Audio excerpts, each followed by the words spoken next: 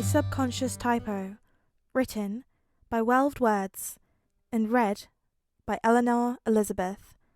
Summary. To Izuku from Dad. I didn't know your dad sent a gift. I didn't either. Toshinori stopped, breath catching in his throat. He recognized that candy cane wrapping paper. The dorm living room was filled with the laughter and chatter of children and adults alike. The couches and the table had been pushed back to accommodate the shining Christmas tree that glowed from the string of green and red lights that wrapped around it, and the sweet smell of hot chocolate permeated the air. Although Christmas was mostly a Western holiday, an off-handed comment from Toshinori had all of the students quickly jumping on board with the idea. With help from Toshinori, they had proceeded to decorate the dorms to their heart's content. Paper snowflake cutouts were strung from the ceiling, and wreaths were placed on nearly every door. Even bakugos, despite the aggressive boys' explosive protests. Stray bows, ribbons, and scraps of wrapping paper lay strewn around the room from the previous presents, and the reactions when opening them had varied from happiness, laughter, and a bit of tearing up every now and then, though that was mostly on Midoriya's end. After nearly 2 hours of unwrapping, all but one of the presents under the tree had been opened. Kirishima crawled over to the last 2 remaining gifts from his position sitting against the couch. "Oh, Midoriya, this one's for you!" he exclaimed excitedly. The red-headed boy did a double-take, and he squinted as he inspected the present closer. "To Izuku from Dad. I didn't know your dad sent a gift," he wondered as he cocked his head to the side and glanced up to gauge Midoriya's response. "I didn't either," the green-eyed boy asked more than stated. "I haven't ever heard from my dad. Why would he send a gift now? That doesn't make any sense. And I'm sure he wouldn't introduce himself into my life through a Christmas present. And besides, wouldn't my mom have heard anything about this? Although maybe it was a surprise and she hasn't heard about it yet. Maybe I should text her and let her know. But I don't want to get her hopes up and trouble her for no reason either. But how could I not tell her? What should I—" "Deku! Just unwrap the fucking gift already, would you?" Bakugo growled at him as he cut off Midoriya's mutterings, crimson eyes glaring daggers at him with murderous intent. Midoriya jolted up with a sheepish grin on his face and blushed. Sorry, right," he said quickly as he hurriedly reached towards the present that Kirishima had been patiently holding out for him. His eyes automatically gravitated towards the gift tag, and he felt a nagging sensation in the back of his mind that told him that the handwriting somehow looked familiar. He swiftly brushed that thought aside with a slight shake of his head and set about unwrapping his gift. Across the couch Midoriya was sitting on, Aizawa narrowed his dry eyes at the gift resting on his student's lap. "I thought his father was out of the picture," the teacher quietly muttered to the retired hero sitting to his right. "I thought so as well." Toshinori stopped, breath catching in his throat. He recognized that candy cane wrapping paper. His face slowly became an alarming shade of red, and he hastily buried his face in his hands.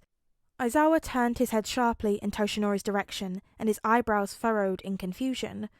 "What's wrong?" "Oh my god, it's the 2009 limited edition All Might sweater!" Midoriya let out a high-pitched, inhuman noise, and he practically vibrated with excitement. "But how? I thought they were all sold out within the first few weeks. How did he manage to get this? It should have been almost impossible, not to mention it would have costed a fortune." The young student wasted no time in slipping the sweater over his shirt, rubbing his hands over the soft material. It was a perfect fit. Ida immediately spoke up, his tone suspicious. "How exactly did your dad know your size, if he's been away for your entire life?" "That's what I'd like to know," Aizawa's dry voice responded. "Care to explain, Toshinori?" He glanced over at the still blushing man beside him and raised an eyebrow. Toshinori desperately glanced towards the door, before clearing his throat and swallowing back a mouthful of blood. It seems," he said slowly, deliberately studying the couch cushions, "that I may have made a slight typo, and, He bit his lip and braced for impact. "Signed Izuku's present without thinking about it." He trailed off in a rush, somehow becoming redder than he was previously. What? The entire class shouted almost simultaneously. Over the noise, Toshinori heard Aizawa mutter under his breath, "Ridiculous. Utterly ridiculous." Aw, Deku, that's so cute! You're super lucky, Midoriya, Ribbit. How can— I knew it! Todoroki shouted from the middle of the room, furiously glancing from Toshinori to Midoriya in smug satisfaction. The other boy's outburst seemed to shock Midoriya out of his stupor, and the freckled student's complexion turned tomato red almost instantaneously. No, it's not like that, I swear! His arms flailed around in panic, and he turned his wide, desperate eyes to his classmates in an effort to convince them. Okay, sure, Midoriya. Chiro responded sarcastically, not even bothering to conceal the way she rolled her eyes. No, really, it's not. It really isn't. Midoriya's voice had raised an octave or two higher, and he turned to stare at Toshinori imploringly. The blonde teacher snapped out of his fantasy of being swallowed up by the couch and cleared his throat meaningfully. Students, I can assure you that Izuku and I are not related by any means. He heard what suspiciously sounded like a scoff from more than a few people, the loudest coming from a certain red and white-haired boy. Todoroki spoke up again. All Might, with all due respect, you can drop the facade now. Toshinori opened his mouth to protest again, before realizing that arguing would get him nowhere. He glanced out the corner of his eye at the teacher next to him in a silent plea for help. The scarf-wielding hero just raised an incredulous eyebrow at him and sipped on his hot chocolate, content to watch his colleague suffer a bit. Traitor, Toshinori hissed in his head. Mistaking his brief silence as all the confirmation they needed, the students immediately began gossiping to one another, and the whispers gradually escalated to a loud chatter. Despite how Midoriya and Toshinori tried to dispel the rumors, the rest of the class wasn't having it. Even though you guys look nothing alike, I knew right from the start you two had to be related somehow. I mean, your personalities are practically identical. Uraraka gushed at Midoriya, delighted that her theory had finally been proven right. Guys, seriously, we're not... Yeah, Kirishima agreed enthusiastically. Haven't you noticed how their smiles look exactly alike? Midoriya blushed and sputtered unintelligibly as his classmates continued to compare the two heroes, and despite his predicament, a warm, pleased feeling caused Midoriya to duck his head and hide his giddy smile at being compared to his lifelong idol. All throughout the day, the rest of Class 1A continued to good-naturedly tease and poke fun at Midoriya, acting as if they couldn't hear a word of his protests. When the sun had finally set, and the other inhabitants of the dorm were heading to their own respective dorms, Midoriya managed to slip away and sneak into the living room where he spotted Toshinori. Toshinori felt the couch dip next to him, and he turned to face a very flustered, dishevelled-looking Izuku, their expressions perfectly mirroring each other's. Once the entire room was empty, save Toshinori and Izuku, the blue-eyed teacher swiped a hand down his face and let out an exhausted sigh. Suddenly, the ridiculousness of the situation fully dawned on Toshinori, and he couldn't hold back the hearty chuckles that tumbled out of his throat as he shook his head in amused disbelief. Chuckles dying down, the mentor wiped the tears of mirth from his eyes, and he shook his head once more. Oh dear, all this over a simple typo. Izuku's blush returned full force at those words, and he nervously peered up at his teacher. About that, why exactly did you make that mistake in the first place? Toshinori's expression went blank with surprise, and the teenager hastily went to explain himself. Well, it's just that I was wondering why the first thing you thought to write down was Dad is all. By the end of his explanation, Izuku was nervously fidgeting with his hands and shooting glances filled with poorly concealed hope up at Toshinori. The former hero's chest squeezed, and he quickly started coughing up blood into his fist. His successor was quick to grab a stray napkin from the table and pass it over to Toshinori. Thank you, my boy. You really have gotten quite good at the not freaking out anymore. Toshinori smiled half-heartedly, trying to distract Izuku from his original question. Easily seeing through his diversion, Izuku narrowed his gaze and stuck out his bottom lip slightly, pouting up at his stubborn mentor. Toshinori gave a nervous chuckle and scratched the back of his head sheepishly. Ah, my boy, are you really going to make me say it out loud? Seeing that his boy's determined expression hadn't wavered in the slightest, Toshinori concluded that, yes, he was going to have to say it out loud. Still, grinning slightly in embarrassment, he sighed once more. I suppose that I, subconsciously think of you as my son more than anything else, really. The older man felt warmth spreading across his cheeks once more as he quickly averted his gaze from Izuku's shocked expression. And just when I thought my blush was fading, he thought, resisting the temptation to run away from the unbearably awkward atmosphere. A sniffle came from beside him. Toshinori quickly snapped his head up to see Izuku with big fat tears running down his face.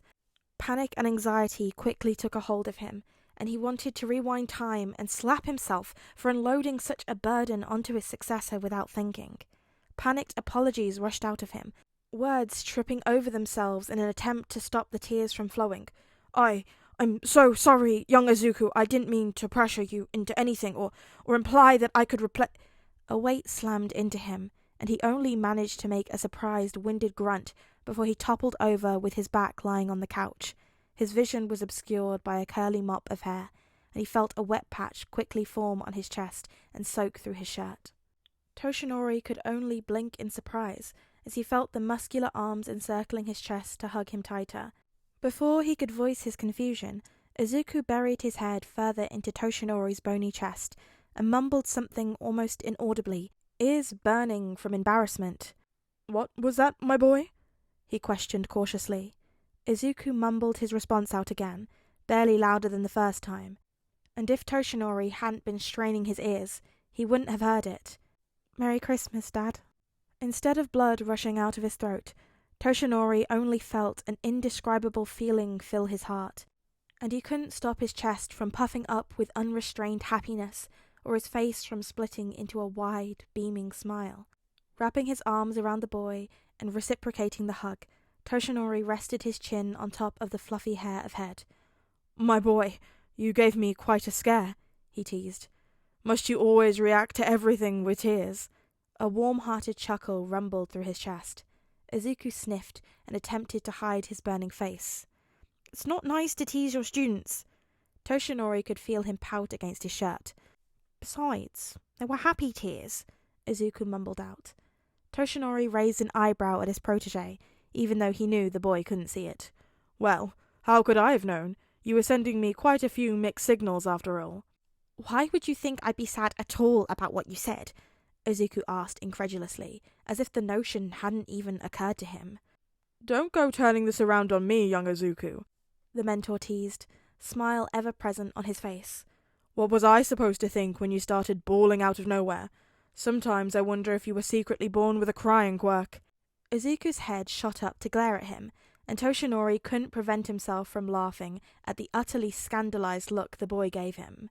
I wasn't bawling, and it's not a quirk. I was diagnosed quirkless by a doctor when I was a kid. Thank you very much, Izuku proclaimed. He tried his best to look offended, but the smile that overtook his expression effectively ruined it. Toshinori cupped Izuku's face and swiped his thumbs along the lingering tear tracks that stained his face. It clearly seemed like you were bawling to me. He held up his hand, shiny with tears, so Izuku could see it. Why, my whole hand is practically covered in tears. No, Izuku protested half-heartedly as he nuzzled back into Toshinori's chest in a failed effort to hide his blushing face. Toshinori threw his head back and laughed at his embarrassed student, still riding the high of being called that one simple word. He ran a hand over the back of Izuku's head and down his back, where he proceeded to rub soothing circles over Izuku's new sweater. I'm only teasing, he reassured, with mirth still lingering in his voice. Yeah, I know. Izuku smiled as he completely abandoned the act of being offended. Toshinori observed the way Izuku had yet to move from his position lying on top of him, but decided against commenting. After all, it wasn't as if he was complaining. I'm glad you liked your sweater, Toshinori spoke up after a few minutes spent in comfortable silence. Izuku's green eyes grew comically wide as he gasped and jerked his head up. Oh my gosh, I completely forgot to thank you. I'm so sorry. The man beneath him gave a short chuckle. There's no need to apologize. I believe we both got wrapped up in this whole situation. A relieved sigh whooshed out of the boy, and he rested his head back down on Toshinori's chest. But still, thank you so much. It really means a lot to me, he muttered sincerely with a contented smile. I'm just happy you like it so much, Toshinori replied, with a smile that mirrored his students'. A comfortable silence settled between them, and neither could stop smiling even as their cheeks started cramping. Despite knowing that he did love his Christmas gift, Izuku knew that it was his mentor's subconscious typo that he would cherish more than anything. Hey there, guys, gals, and non-binary pals. It's Ella, and I hope you're having a lovely day today. Gosh, this fic actually, broke me. It's DadMight, it's DadMight, it's DadMight, it's DadMight. In case you're new around these parts, DadMight has my whole and entire soul, and I cried the first time I read this, and the second time, and a little bit while recording this. It's just beautiful. Though the recording process was a struggle. It was a real struggle. I don't know what to tell you. I had to record this 3 times because the first 2 times, I don't know, I guess the file was corrupted or whatever. My voice notes just hates me, apparently. And I almost lost it. I was so close to just being like, fuck it. Clearly the universe thinks I do not deserve the DadMight content. But I persevered. So now you get some DadMight. Do you like the DadMight? Did you like the video? Let me know in the comments down below. Talk to me about DadMight. What are your thoughts on All Might? Do I need to give my presentation on why he is the best and perfect? And people need to give him a chance, because they're very mean to him, and it upsets me. There'll be no All Might bashing in this house. You can also like the video, if you liked it, and to boost my serotonin levels. You can also subscribe to be notified whenever I make new videos. Every day. In the lead up to Christmas for Ficmas. What is this? Day 12, I think? Honestly, we're keeping it up. What is it, 12 days till Christmas now? I guess if I was doing 12 days to Christmas, I'd start today. But no, we're doing them all, guys. You could also join all the little listeners on Discord, which is a very fun time. In fact, you heard some of them today, in this very fic. All those Class 1A whats? That was them. This could be you if you were in the Discord. The link to it will be in the description down below. Also, my 100th video will be going up at some point this week, and I still don't know what I'm going to do for it, so please give me suggestions of things you think I can do to celebrate 100 videos, because that's kind of like a big deal and very exciting. But until I see you again, be sure to practice some self-care. All of it. That means going to bed on time. You need to get your sleep. That means not skipping breakfast. You got to eat your 5 a day. Fruit, veg, I don't care how you get it. There's got to be 5 of them at least. Drink your water. You got to be hydrated. Or you'll turn into a prune and that won't be fun because then someone else is going to eat you as part of their 5 a day. And brush your teeth. Because dentists are expensive and it's just better if you look after them from the beginning. Okay? You listening? Because this is a threat. A serious one. Watch your back. I will catch you guys laters.